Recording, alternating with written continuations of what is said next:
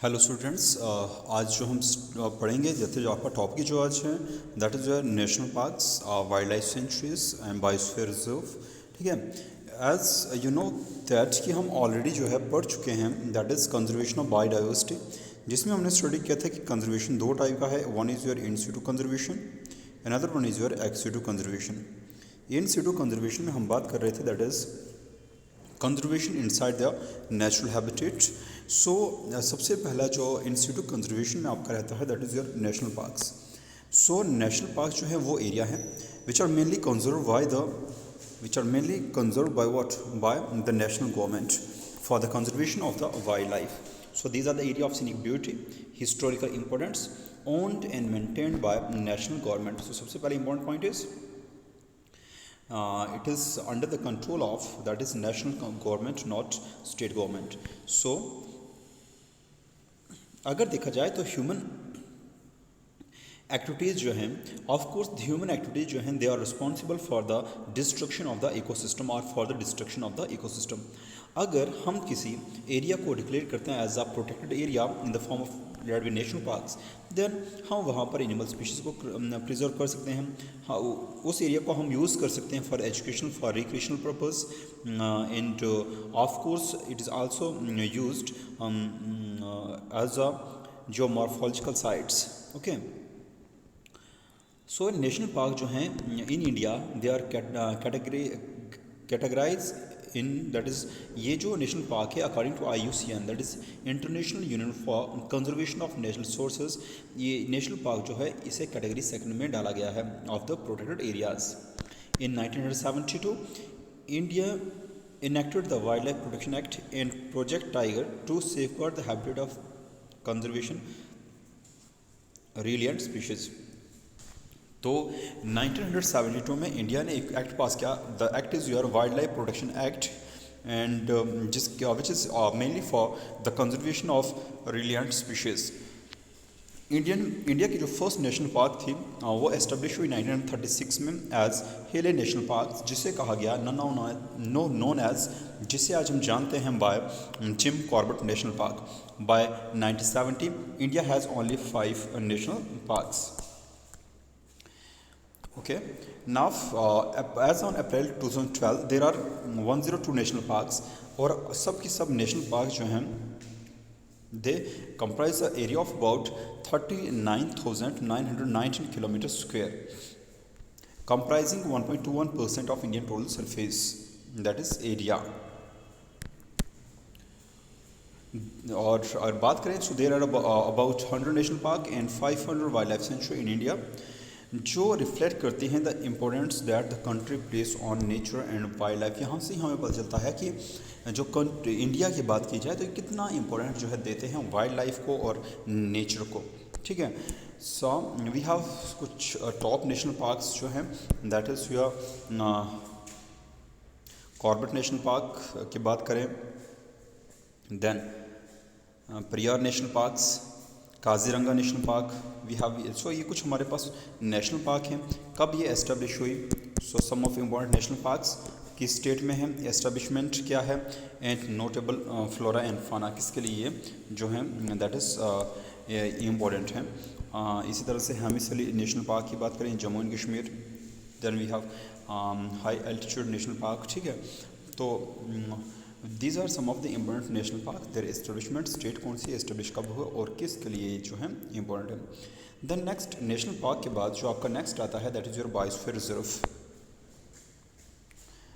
देखो बायोस्फीयर जो है ये जो है these are the area of terrestrial और coastal ecosystem, and biosphere reserve जो है these are the site establish by, इन्हें एस्टेब्लिश कौन करता है? कंट्रीज, लेकिन they are recognised under UNESCO man and biosphere program। Now what they can do? Now they promote sustainable development based on local community effort and sound science solution to reconcile conservation of biological and cultural diversity and economic and social development through partnership between people and nature, and they serve as living laboratories। कैसे?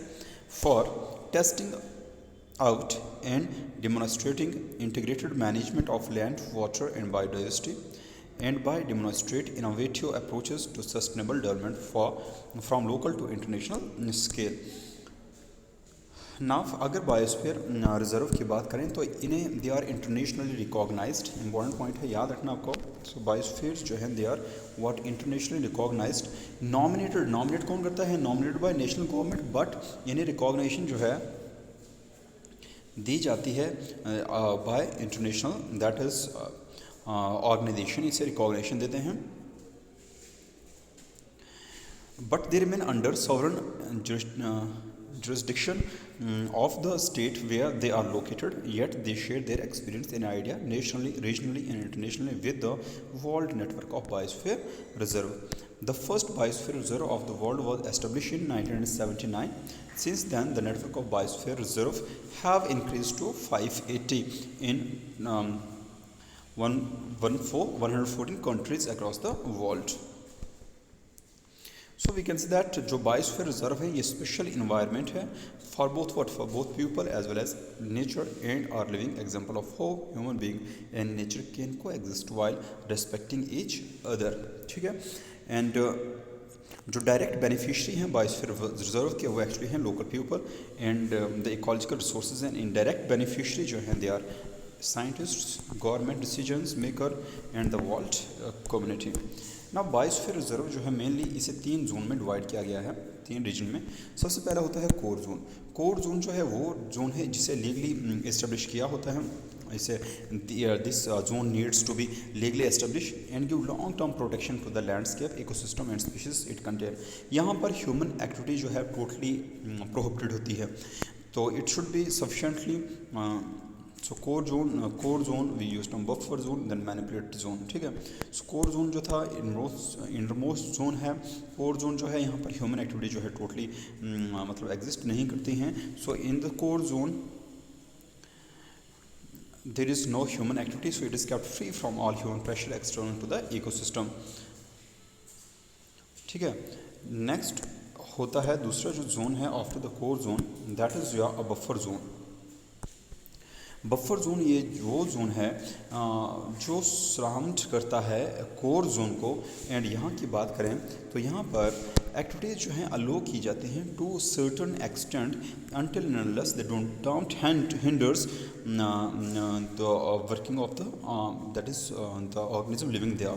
सो buffer zone हम ऐसे कह सकते हैं कि इस zone में limited human activity जो है वो अलो की जाती हैं। ठीक है। It can be an area for, और ये एरिया होता है mainly for experimental research, for example to discover ways to manage national vegetation, cropland, forest, fisheries, etc. to enhance high quality production while conserving natural processes and biodiversity, including soil resources to the maximum extent possible, and to explore how to rehabilitate degraded areas. It may accommodate education, training, tourism and recreation facilities. So buffer zone एक बहुत ही ज़्यादा important zone है for education, for research purpose के लिए। And after that इसके बाद जो next zone आता है that is your the transition zone और मैनिपुलेटिंग जोन। ट्रांजिशन जोन जो है ये आउटरमोस्ट जोन है ऑफ बायोस्फीयर रिजर्व। यहाँ पर जो ह्यूमन एक्टिविटी जो है ऑफ कोर्स वो अलो की जाती हैं and we consider this is usually not delineated one and is a zone of cooperation where conservation knowledge and management skill are applied and users are managed in harmony with the purpose of biosphere reserve. This includes settlement, cropland, managed forest and area for intensive recreation and other economic activities. In buffer zone and the transition zone, manipulative macro management practices are used. ठीक है। Experimental search area ये है and we can say modified और degraded landscape are used as rehabilitation areas to restore the ecology in which that is it turn to sustainable productivity. So कहने का मतलब so simple, हम अगर एक simple way में बोलें तो we can say one we have the core, then we have buffer, then we have transition zone. Core zone में ह्यूमन एक्टिविटी अलो नहीं है, ट्रांजिशन जोन में जो है up to certain only for study purpose, experimental purpose. लेकिन अगर हम बात करें दिस ट्रांजिशन जोन की, यहाँ पर एक्टिविटीज जो हैं वो अलो हैं। ठीक है। उसके बाद जो next is your wild life sanctuary. Wild life sanctuary जो है ये नेचुरल ऑकरिंग सेंचुरी है, एरिया है सच इज़ आइलैंड जो प्रोवाइड करता है protection for species from what hunting, predation और from competition. So it is a protected area, a geographical territory within which wildlife is protected. And wildlife sanctuary की बात करें तो it can be used for study, research and also for tourism. Now wildlife sanctuary in India, there are 492 wildlife sanctuary according to national database.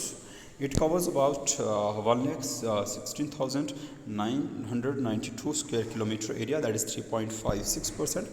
There are 217 sanctuaries are proposed, and these are of national importance to conservation for endangered animals and birds, and they are of course the best tourist place in the country. So we have some important national parks. जैसे for example अगर national park की बात करें तो we have Jim Corbett national park Uttarakhand में है. तो कौन से animals, mainly list of animals जो वहाँ पर पाए जाते हैं, जैसे लेपर्ड आपका है, then we have deer, sloth, Himalayan black bear. ठीक है, so these are some of the important animals. Best visiting time जो है is you have mid November to mid June. उसके बाद दूसरा we also have Kaziranga national parks, then list of animal present there and best place to time to visit. ठीक है, तो ये कुछ कहाना नेशनल पार्क जो आपके मध्य प्रदेश में है. So these are some of the important national parks and so it's all about that is in situ conservation, जिसमें हमने डिस्कस किया, that is biospheres of national gardens, and we also have your wildlife sanctuaries. ठीक है, so wildlife sanctuary, biosphere reserve, and we also talk about your national parks. So it's all about that is in situ conservation. Thank you.